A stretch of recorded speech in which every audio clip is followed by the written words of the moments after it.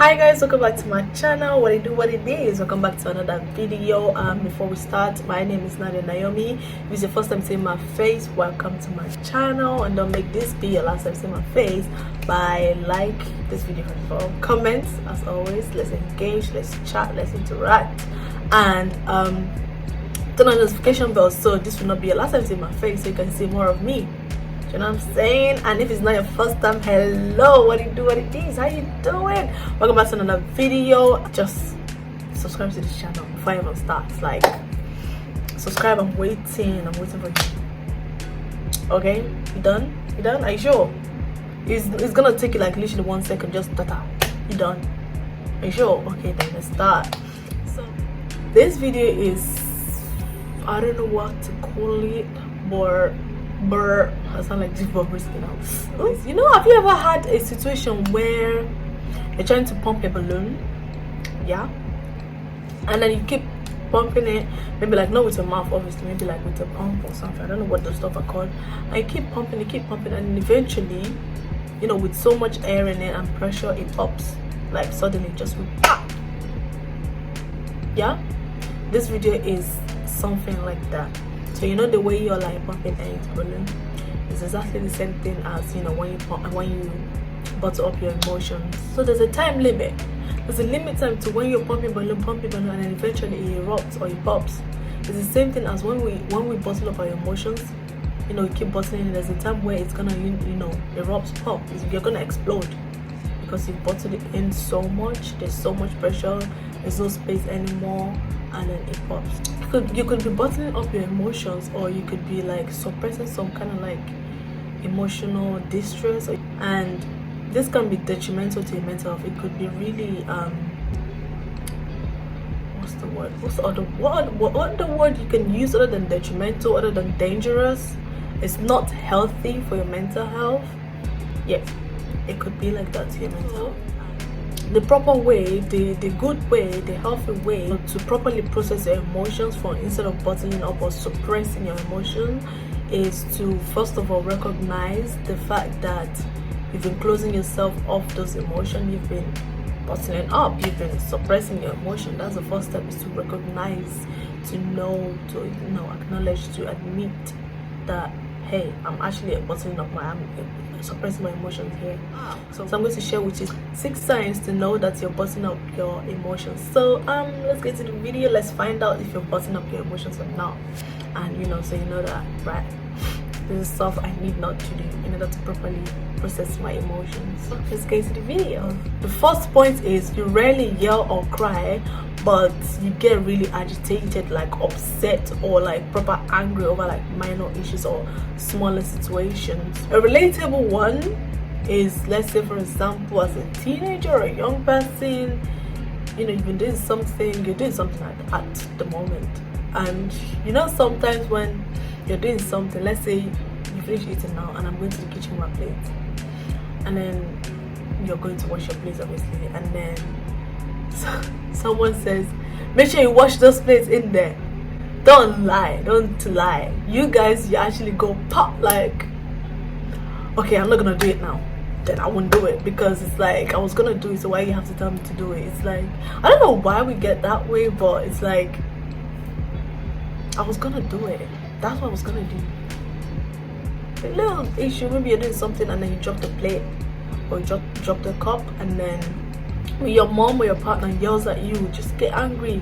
Such behavior is a deeper sign of somebody with a suppressed emotions or bottled up emotions, maybe in your personal life or in the relationship that you're in. So the next point is you distract yourself whenever you start to feel uneasy. When you start to feel like a bit like uncomfortable, you tend to distract yourself. You engage yourself in like destructive behavior because you do not want to admit to that emotions you're feeling, so you distract yourself. So you get into destructive behavior, like you watch TV, video games, you smoke, drink, drugs, you oversleep because you do not want to think about that situation or emotion, because you don't want to think or feel that emotion, so you tend to like avoid it. A sign of suppressing emotion is avoidance. Number 3 is you feel like you're a different person around others. Like you feel like you're a different person to your own self compared to when you're around other people, maybe friends, family, colleague at work, or when you go out or in the society. So you feel different around people than when you're around yourself. Than when you're by yourself, you feel different. So suppressing your emotions can create this divide between who you are and how other people see you or how other people perceive you. So you could be in a group now. So by yourself, you could be this irritated person, this angry person, this sad person, depressed person, this person that doesn't want to even engage. But then when you're amongst other people, you're this person that is like, you're funny, you're like outgoing. You might even be the clown in the group. You might even be the person that cracks the joke that gets people to laugh their head off. But when you're by yourself, you're completely a different person. Suppressing your emotions could cause this divide for someone to be someone else when they're by themselves, and another person entirely, different person entirely when they're in society or amongst friends or family. So number 4, you often feel uncomfortable around highly emotional people. I know a friend of mine, my bestie. If you start crying, she gonna start crying too. So she's a highly emotional person in that sense. Some people when they watch a movie like me, it's just tiny small thing, I will start crying. I could be watching, I love animes, I could be watching anime and next thing I'm crying because it's really emotional. So around highly emotional people, you could start feeling uncomfortable. This is not your fault. It's because for someone who bottles up their emotions or suppresses their emotions, you feel uncomfortable because maybe you have this it could have been a belief of yours, a bad belief of yours that's detrimental to your mental health, that crying or expressing emotions is highly embarrassing, or just like men's mental health, like in my other video when I said it's really hard for them to actually express their emotions or to show signs because the society made it look like it's a weakness, hence they don't like being vulnerable around people. So you're uncomfortable as when you're around someone that's highly emotional because maybe you might not know how to react or how to comfort them when they're in their time of distress. You might not know how to tell them that it's okay, or you might not know how, you really don't know how to react when they're in their mental distress, hence you feel uncomfortable. And in some situations, especially when these emotions the person is feeling has some sort of stigma or is like a pain to you personally, so you wouldn't know how to react, and you struggle on how to react or comfort such person in their time of distress. So number 5, you experience life in a third person perspective.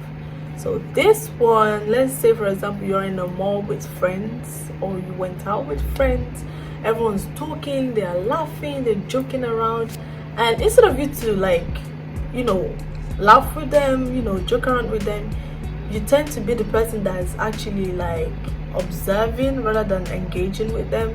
So bottling up your emotions does not only prevent you from expressing anger and sadness, sometimes it causes you not to be able to express happiness or joy, or when you're delighted or excited, it prevents you from actually expressing those emotions as well.